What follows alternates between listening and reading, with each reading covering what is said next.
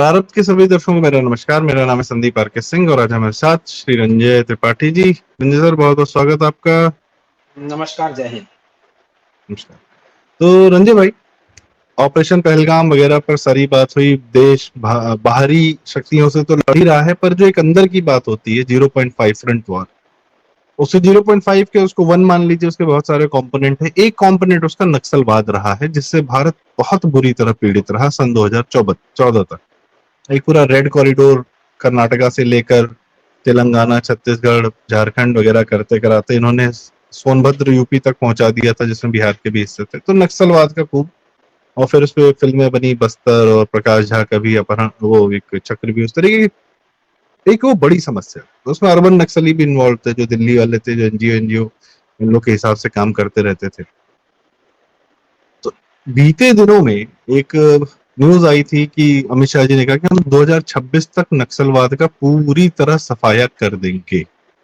और नक्सलवाद के कुछ सेंटर्स हैं, वो आप बेहतर जानते हैं, आप बताएंगे। तो दर्शकों, नक्सलवाद का बहुत तगड़ा सफाया हुआ है। अंदरूनी समस्याओं से भी जो है जूझ रही है सरकार, और उसको खत्म कर रही है। और नक्सलवाद एक बहुत बड़ी समस्या थी। उसके माध्यम से जितने हमारे सेना के सीआरपीएफ के लोग मारे गए, वो अपने आप में एक ज्यादा, वो भी एक दुखदाई खबर रहती थी जब सीआरपीएफ के लोग मारे जाते थे, या जवान लोग मारे जाते थे, आम लोग मारे जाते थे बम वगैरह से। और उसके बाद अलावा न सिर्फ अहिंसा की बात थी, बल्कि पूरे एक समाज में उन्होंने कब्जा कर रखा। तो मैं आपसे एक अभी एक बड़ी खुशखबरी है, वो शेयर करना चाहता हूँ। ये देखिए, पहली, और ये हम लोग जो है सोचिए किस किस मीडिया का उपयोग कर रहे हैं। द हिंदू, ये अपने आप में नक्सलियों का सबसे बड़ा समर्थक रहा है, और ये पहली बार लिख रहा है कि first time since independence passenger bus rolls into a remote village in Naxal affected Gadchiroli district. जो चीजें हम लोग के लिए आम हैं, इन इलाकों में पहली बार एक पैसेंजर बस जो है जनता को गढ़चिरौली से किसी मुख्य शहर से जोड़ने के लिए चलाई गई है। सोचिए ये हाल था, जनता कैसे स्वागत कर रही है। ढोल नगाड़े पीट के स्वागत हो रहा है बस का, पैसेंजर बस। कोई जाने से डरता था। क्योंकि मैं रंजय भाई को इसलिए इस विषय पर लाया हूं, क्योंकि ये कौन सा इलाका नक्सली है जो गए नहीं है, वो भी तब अपने जब नक्सलाइट पीक पर हुआ करते थे। बस शुरू होने वाली है। इससे पहले हमारे गांव के लोग पैदल पैदल जाते थे। मुरुम गांव के बाजार हो या स्कूल हो, स्कूल के बच्चे भी मतलब पैदल पैदल जाते थे मुरुम गांव। और अभी एक ही गांव के लिए नहीं, सामने में और भी गांव है, तो वहाँ के लोग भी जा सकते हैं बस में। ये बहुत ही खुशी का मौका है कि आज इतने सालों बाद यहाँ बस सेवा पहुंची है। ये सिर्फ बस नहीं है, तो यहाँ एक विकास का माध्यम है। यहाँ अभी इन गांव के लोगों के लिए और आजू बाजू के 10-12 गांव के लिए इससे शिक्षण, रोजगार, आरोग्य, इसकी सुविधाएं जो है प्राप्त हो जाएगी। कटेजरी टू द डिस्ट्रिक्ट हेडक्वार्टर्स। जी, तो रंजय भाई गढ़चिरौली जी जी बताएं सर, क्या कहानी है नक्सलवाद की। गढ़चिरौली का जरा एक, हाँ, जरा इंट्रोडक्शन दीजिए प्लीज। जी, ये महाराष्ट्र की गढ़चिरौली का समाचार है। यही नहीं, ये अभी हम लोग हैं मई में, जनवरी के महीने में ही ये पहली बस चली थी एक्चुअली। एक जगह है, उसका नाम है कोई गुट्टा करके ही है। गढ़चिरौली हेडक्वार्टर से लगभग कुछ 40 से 50 किलोमीटर दूर है। और वहां से जो है पहली बस चली थी 2-3 गांवों को जोड़ते हुए। उन गांवों को जो जनवरी के महीने में चली थी। अब हुआ ये है कि इस इलाके में, गढ़चिरौली इलाके में, पिछले 5 साल में केंद्रीय सरकार ने लगभग 18 बड़े रोड बनाए हैं। 18 बड़े रोड इन द सेंस कि पूरे जिलों में, जैसे हम यूपी की तरफ से अगर माने तो मान लीजिए लखनऊ से अयोध्या को कनेक्ट करने का जो एक रोड है मेन, इस टाइप का गढ़चिरौली को दूसरे जिला हेडक्वार्टर से, गढ़चिरौली को नागपुर से कनेक्ट करने के लिए ऐसे 18 बड़े नेशनल हाईवेज बनाए गए हैं, जिसमें राज्य सरकार जो है अभी जो है वो इन्वॉल्व रही है। तो ये आज तक क्यों नहीं हो पाता था? हाँ, वो मैं बताता हूँ। और इसकी टोटल लंबाई लगभग 400 किलोमीटर, मतलब उसकी में 400 किलोमीटर के आसपास में सड़कें बनी है, और 50 या 60 के ऊपर आसपास कुछ पुल भी बनाए गए हैं। उनके बीच में तो नहर पड़ेंगी, नाले पड़ेंगे, नदी पड़ेगी, कुछ छोटे से पुल, कुछ रेलवे लाइन अगर पड़ती है तो ओवरब्रिज वगैरह जो भी है। तो ये हुआ है गढ़चिरौली में पिछले 5 सालों में। अब मैं आता हूँ नक्सल वार्ड पे। मैं आज प्रारंभ के दर्शकों को आपके माध्यम से बताना चाहता हूँ कि हम लोग गलत शब्द का प्रयोग करते हैं। ये नक्सलवाद नहीं, इसको माओवाद बोला जाता है। माओ से तुंग की जो चीन का एक नेता था, जब हमारी 1962 की लड़ाई हुई थी उस समय भी वही नेता था। और हमारे जो माओ माओ जो है वो की विचारधारा, जो कम्युनिज्म में माओ की विचारधारा है, उसको पालने वाले को उसको फॉलो करने वाले को माओवादी बोला जाता है। एक्चुअली में ये नक्सलवाद जो है, नक्सलाइट जिसको बोला जाता है, ये देसी उसको फ्लेवर देने के लिए नक्सलाइट बोला जाता है। वो क्यों दिया था वही बताता हूँ। लेकिन जो यूनाइटेड नेशंस है, यूनाइटेड नेशंस में नक्सलवाद या नक्सलिज्म या नक्सलाइट नाम का शब्द नहीं है। वो भारत में पनप रहे इन आतंकवादियों को वो माओइस्ट ही और माओवादी ही परिभाषित करते हैं। वो नक्सलवाद पर, ये यूनाइटेड नेशंस उनको माओइस्ट परिभाषित करता है। और ह्यूमन राइट्स वॉच जो है, जो कि ये बहुत सारी चीजें देखता है, वो भी इसको माओवादी उग्रवाद के रूप में परिभाषित करता है। चलिए, बात यह है कि 50 के दशक में, अर्ली 60s में पश्चिम बंगाल का जो दार्जिलिंग जिला है, वहां पे जो सिलीगुड़ी, जब आप यहाँ से कहीं से ट्रेन से जाएंगे तो आपको ट्रेन में न्यू जलपाईगुड़ी उतरना पड़ेगा, वहां से सिलीगुड़ी आना पड़ेगा, सिलीगुड़ी से आपको जाना पड़ेगा नक्सलबाड़ी। नक्सलबाड़ी एक जगह है। नक्सलबाड़ी में एक आंदोलन हुआ था। वो आंदोलन था जो है एक अपराइजिंग था। बंदूकधारी उसके 3 नेता थे, चारू मजूमदार, कानू सान्याल, जंगल सल्तान। ये जो है Charu Majumdar university of north Bengal Siliguri, Raja Rammohanpur, जो वहां का एक फैकल्टी हुआ करता था। इनके अगुवाई में अगर आप जाएंगे, अगर आप देखेंगे, तो जब आप दार्जिलिंग से ऊपर बढ़ते हैं, दार्जिलिंग से आगे जाते हैं तो सिक्किम जाते हैं, कि सिक्किम से जब आप जाते हैं तो सिक्किम के बाद आपको भारत और नेपाल की भारत और चीन की एक बॉर्डर है, वहां सीमा मिलती है। जरूरी नहीं है कि आपको चीन जाने के लिए दिल्ली से फ्लाइट लेके के ग्वांगजो शंघाई जाना पड़ेगा। आप गंगटोक जाकर के वहां से भी जो है ओपन मार्केट हो, ओपन बॉर्डर है, वहां पे भी कस्टम्स है। वहां से सामान का आदान प्रदान बहुत लंबे समय तक होता रहा है, बहुत समय तक वहां से व्यापारिक गतिविधियां होती रही है, वहां से भी आना जाना चीन में रहता। तो ये जो ट्रायो था, चीन के शहर पे इन लोगों ने कम्युनिज्म विचारधारा, माओवादी विचारधारा, अब क्योंकि ये नक्सलबाड़ी से इसको चालू हुआ, नक्सलबाड़ी चला तो इसको नक्सलवाद का आंदोलन दिया है। माओवाद इसको एक देसी रूप देने के लिए कि ये इंटरनेशनली प्रायोजित ना लगे, उसलिए इसको जो है इन्होंने नक्सलवाद का नाम दिया। लेकिन इंटरनेशनली या यूनाइटेड नेशंस में इसको माओविस्ट बोला जाता है, माओवादी बोला जाता है। तो ये माओवादी उग्रवादी हैं जो चीन के माओ के विचारधारा से जो कम्युनिज्म विचारधारा वाले कम्युनिज्म को प्रमोट करते हैं। ये जब सशस्त्र आंदोलन चालू हुआ तो जैसे ढुलमिल उत्तर अपने कांग्रेस के जमाने में सरकार रही है, लाइसेंस नीति, कोटा नीति, लोगों को काम करने का फ्रीडम नहीं, आने जाने का फ्रीडम नहीं, टेलीफोन लगाने का फ्रीडम नहीं, स्कूटर चलाने का फ्रीडम नहीं, 100 ग्राम ही मिट्टी का तेल जलाओगे, 3 ग्राम ही आप नमक डालोगे, पूरा परिवार महीने में खाली 2 किलो चीनी खाएगा। ये सारी जो कांग्रेसी व्यवस्था थी, इसने बहुत सारी पूरे देश में एक जगाई थी, जिसमें कि एक आप बोलते हैं ना, इनसिक्योरिटी बोल सकते हैं, या एक अंदर में वो, तो इन चीजों को जो है एनकैश करके, इन चीजों को जो है करके इन नेताओं ने, इन लोगों ने इसको धीरे धीरे पश्चिम बंगाल, डीवीसी जो है, दामोदर वैली जो एरिया है से लेकर के आप फिर मदनीपुर होते हुए, फिर आप जैसे जैसे आप साउथ बंगाल से आकर के फिर आप घुसते हैं झारखंड, उड़ीसा के कंधमाल में घुसते हैं, फिर तत्कालीन मध्य प्रदेश, जो अब छत्तीसगढ़ और मध्य प्रदेश 2 बन गए हैं, उस समय जब आप घुसते हैं तो आप राउरकेला से जब उससे होते हुए फिर आप जब आप छत्तीसगढ़ में घुसते हैं, तो जब आप फिर वहां से आप नागपुर और आंध्रा, मतलब गढ़चिरौली से होते हुए आपका आंध्रा में राजमुंदरी, खम्मम, करीमनगर, वारंगल तक पहुंच जाते हैं। ये एक बहुत बड़ा एरिया ऐसा बना जहां पे आपको इन माओवादियों को फलने फूलने वाले के लिए बहुत बड़ा ग्राउंड मिला,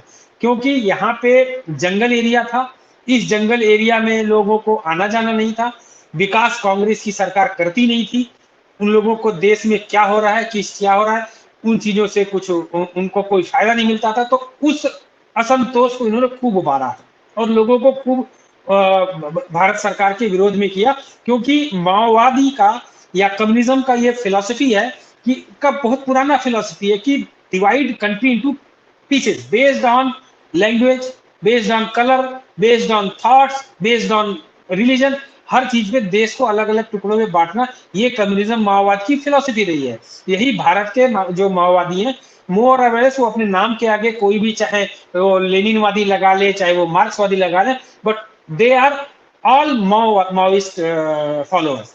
अब क्या होता है, इनको करने इनके लिए, जैसे कि सबको मालूम है, बहुत सारा एक पढ़े लिखों का जो तथाकथित बुद्धिजीवी हैं, उनका एक दल जो है वो चीन से प्रेरित होता है, एक दल सोवियत रूस से प्रेरित होता है। सोवियत रूस में जाकर के जहां वो रूस की सुंदरियों के साथ में बैठ करके वोडका पीते हुए भारत के विरोध में, मतलब इन लोगों ने ऐसी हालत बना रखी थी कि जो भी ये छापते थे उसका कॉमा और फुल स्टॉप और हलंत जो होता है वो कहाँ लगेगा, वो भी सोवियत रूस डिसाइड करता था, वो भी चाइना डिसाइड करता था।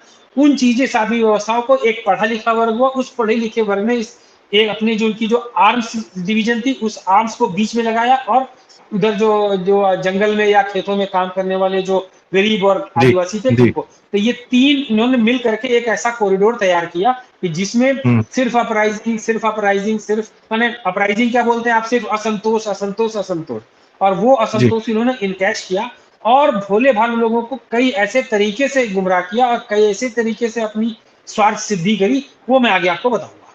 जी। तो सर जी इन्होंने इनका एक मुख्य हथियार जो है हिंसा भी रही है, इसको अपराइजिंग को बढ़ाने में, और हथियार ऑफकोर्स बाहर से मिले।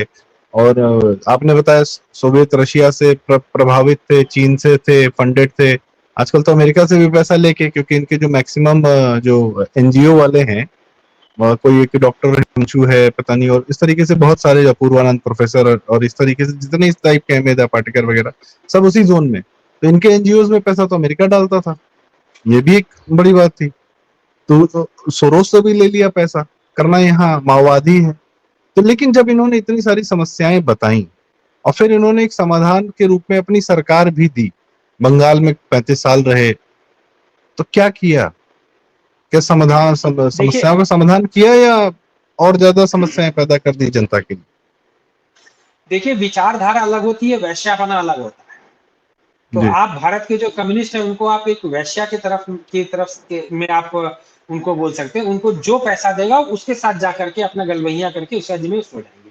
उसमें क्या अमेरिका है, अगर इनको पैसा लगेगा तो ये तो जाकर के टोगो से भी पैसा ले लेंगे और ये सेनेगल से भी पैसा लेंगे, पैसा मिलना चाहिए। तो ये they are just stooge Bharat ना, तोड़ने पैसा। के लिए, भारत बर्बाद करने के लिए पैसा जी जी मिलना जी चाहिए। जी जी जी जी। तो क्या होता है कि आपने जो प्रश्न किया वो सही किया कि इन लोगों ने जो है पैसा लिया सबसे, जहां भी देश तोड़क काम चालू हुए, जहां भी देश के विरोध में आए, वहां पे इन्होंने उसके जम के पैसे लिए। लेकिन अभी क्या होता है कि आप को पैसा लेकर के अपनी विचारधारा आगे प्रेषित करने के साथ में भारत के विकास को भी तो बाधित करना है। तो ये हम्म पैसा जो अमेरिका से मिला या अन्य कई, देखिए क्या होता है, पैसा मिलने के भी कारण होते हैं ना। रूस से मिलता है पैसा अपने विचारों को आगे बढ़ाने के लिए, केजीबी के लिए एक प्लेग्राउंड बनाने के लिए, और मतलब उस वक्त रूस का मतलब सोवियत यूनियन में बोलूंगा, अब तो रूस खुद इतना कमजोर हो चुका है कि वो इनको क्या पैसे देगा।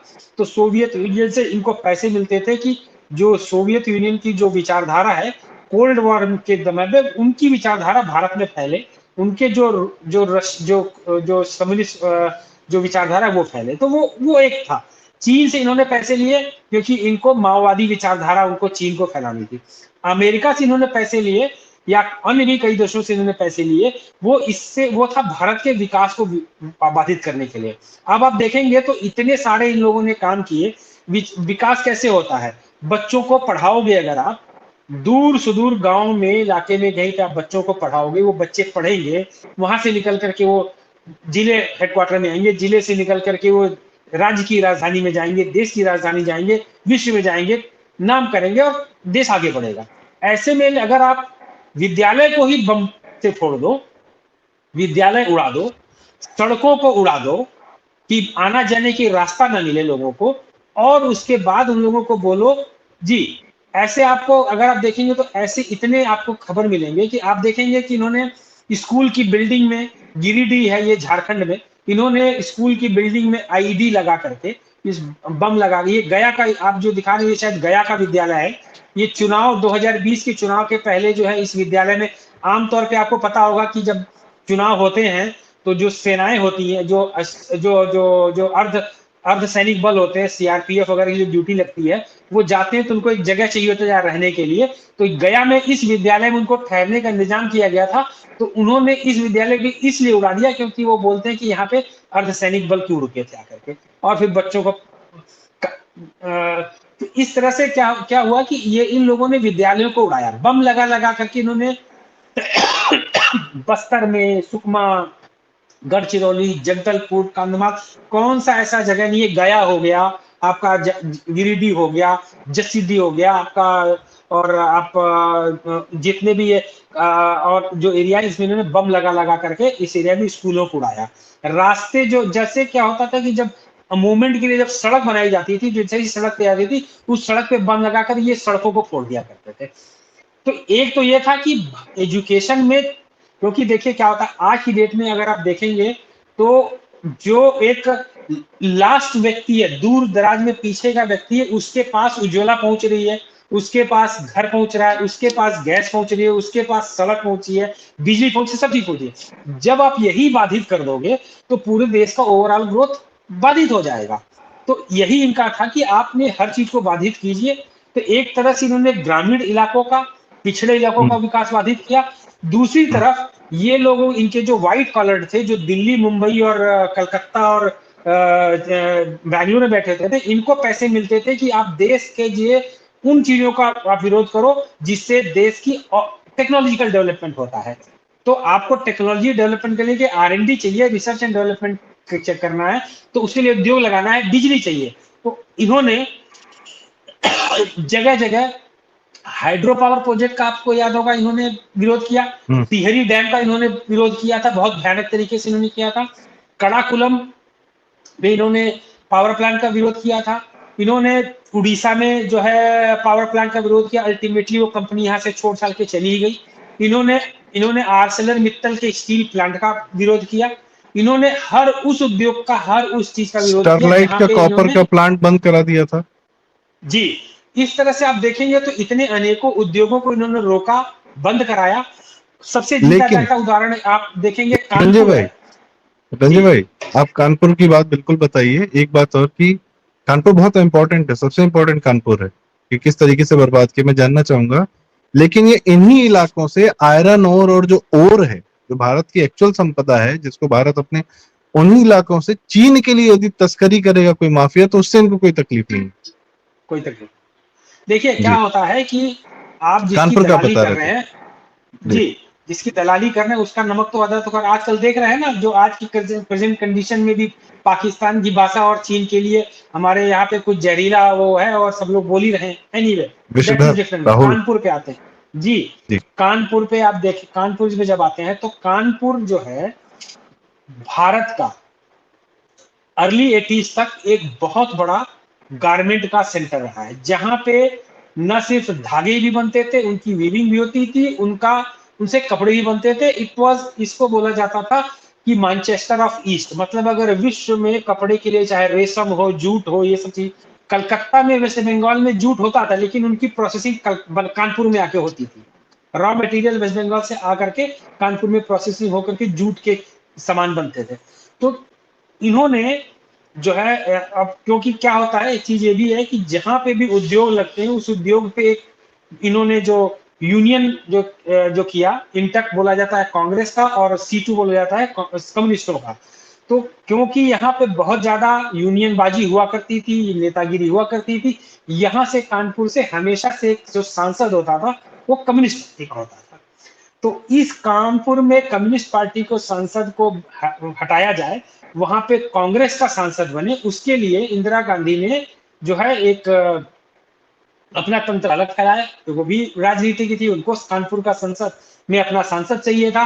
तो कानपुर में ऐसा किया गया कि जब सीटू हड़ताल करता था तो इंटक वाले काम करने को जाते थे, जब इंटक वाले काम करते थे तो सीटू हड़ताल कर देता था। तो हड़ताल मतलब फैक्ट्रियों की हालत ये हो गई थी कि 10 दिन चलेगी, 15 दिन चलेगी, 5 दिन चले, कुछ भरोसा नहीं, जब देखो तब हड़ताल। मालिक को, फैक्ट्री मालिकों का रोकना, मैनेजर्स का रोकना, इंजीनियर्स ही, बहुत सारे इंजीनियर्स और हाई मैनेजमेंट को घेर घेर के मारा गया, कुछ क्या ही हुई। उसमें क्या हुआ कि 82 या 83 या वे के एरिया में, या 80 या 81 में अचानक से जो है कानपुर में जितनी जेके ग्रुप थी, सिंघानिया ग्रुप था, सब ने एक दिन ताला लगा दिया। जितने जेके जूट, जेके रेयन, मतलब एन नंबर ऑफ कंपनी, सब बंद किया। उनके बंद करने में एक इंडस्ट्रियलिस्ट को कोई भी चीज, अपना उद्योग बंद करना है तो उसको बंद करने की प्लानिंग रहती है। हुआ क्या कि कानपुर से उठा उद्योग वो चला गया लुधियाना, सूरत। कानपुर में लाखों लोग एक दिन में बेरोजगार हो गए। और उसके बाद में जब ये बेरोजगार हो गए, बहुत सारे लोग भागे, बहुत, कोई कहीं चला गया, कोई कहीं चला गया, कुछ लोग कुछ है।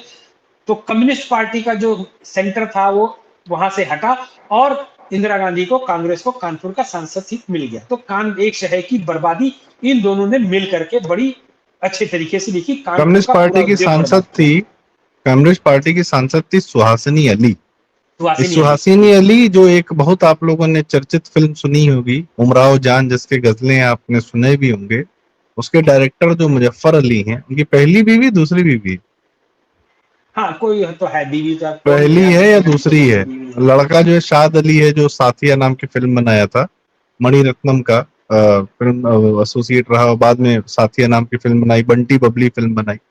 तो ये सोचिए कि व्यक्तिगत जीवन इन लोग का बहुत शानदार रहता है, और ये कोई कमाने ना पाए, कोई एक शहर चल रहा है, किसी आधार पे चल रहा है, प्रोडक्शन हो रहा है। जो कपड़ा आज की डेट में कपड़ा बनाने की पूरी पूरी फैक्ट्रीज बांग्लादेश में लग गई, वो भी 90 के बाद लगी।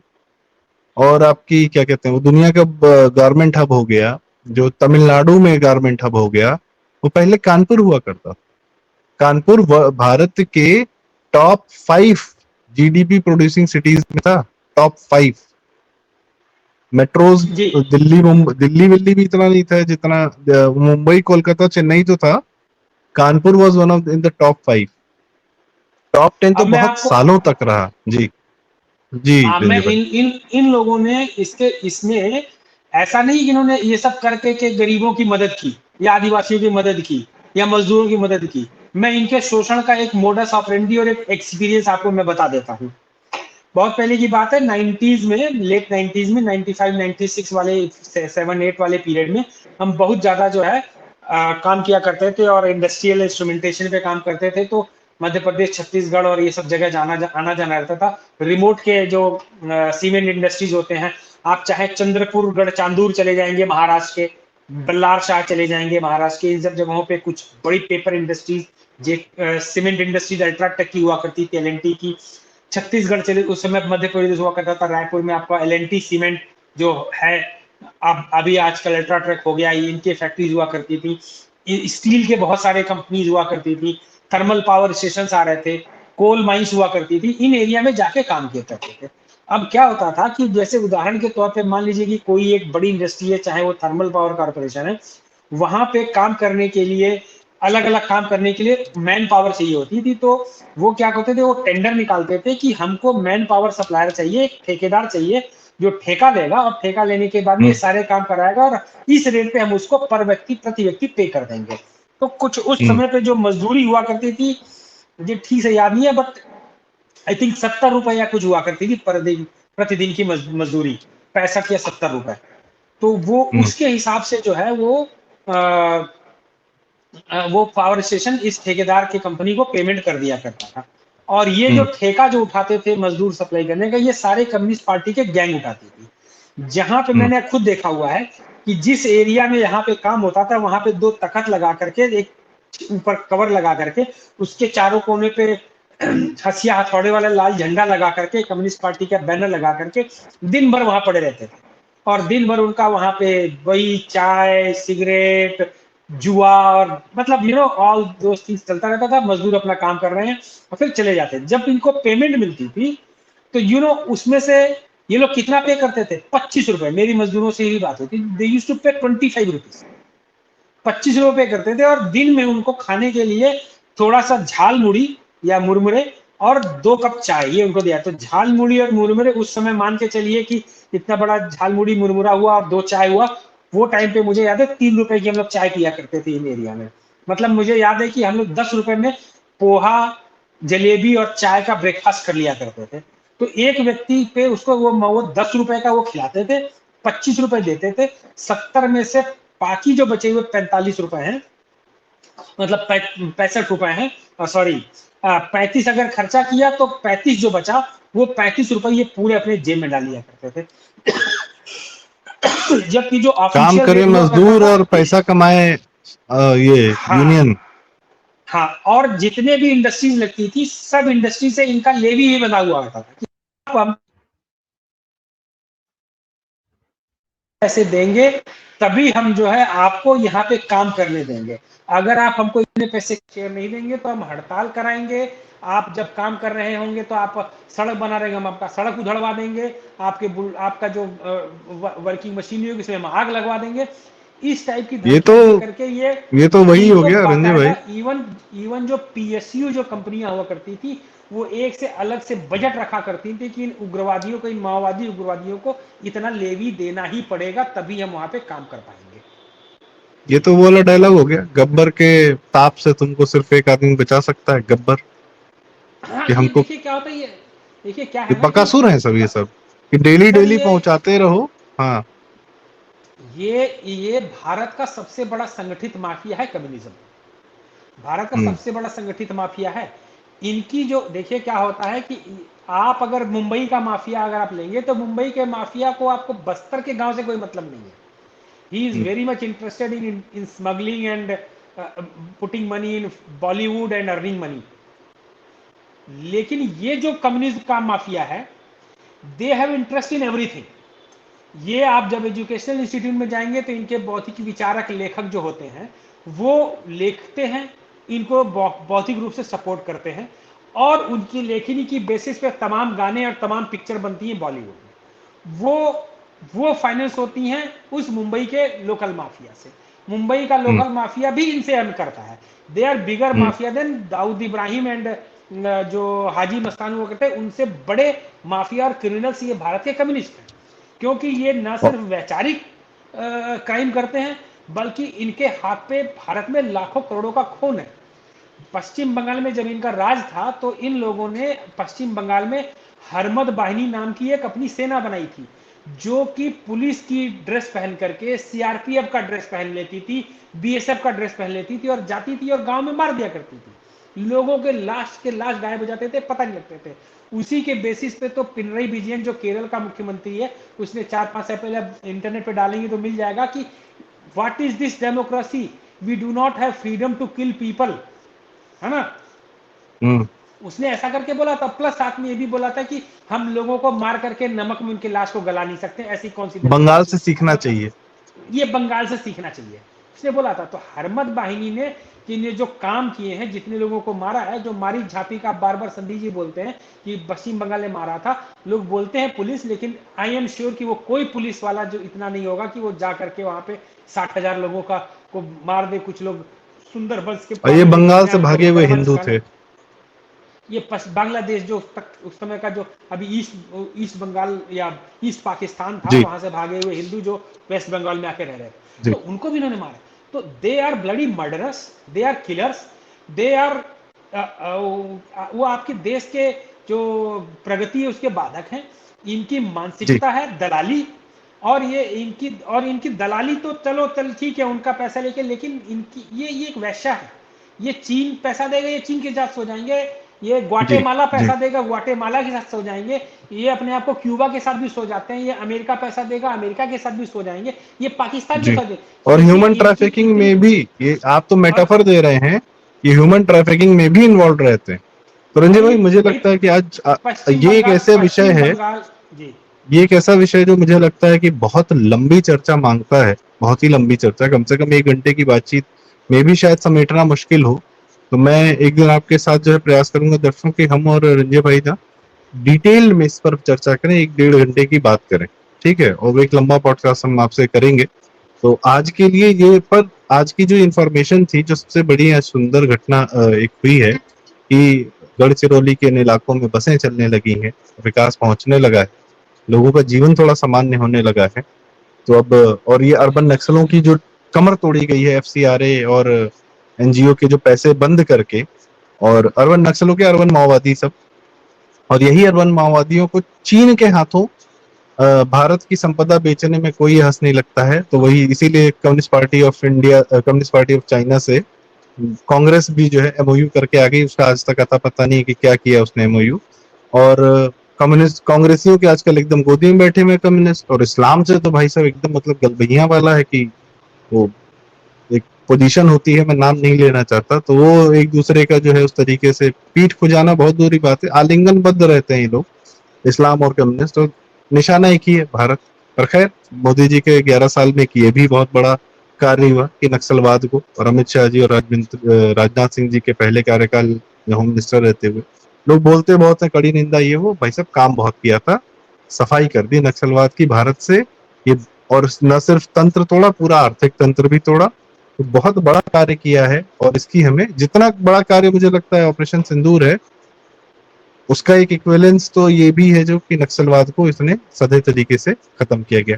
तो रंजय भाई, मैं आपसे किसी और दिन भी समय चाहूंगा कि हम लोग पूरा ही डिटेल नक्सलवाद पर, भारत के इस पूरे प्रक्रिया पर, आंदोलन पर, इतिहास पर बात करें, और आज जब अंत हो रहा है तब इस पर भी बात करें।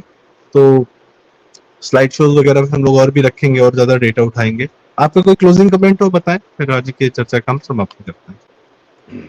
मैं यही कहूँगा कि अगर आप सचमुच अपने परिवार का, अपने देश का, अपने समाज का भला चाहते हैं, और अगर आप कभी कम्युनिस्ट थे, हैं, तो आप उस माइंडसेट से बाहर निकलिए। अपने बच्चों का, अपने पीढ़ियों का जीवन नर्क ना बनाइए, क्योंकि 1 या 2 पीढ़ी के बाद में आप ये भी देखेंगे कि जो माँ बाप कम्युनिस्ट रहे हैं, उनकी दूसरे या तीसरे पीढ़ी में उनके बच्चे उनके अपने माँ बाप को थूकते ही दिखते हैं।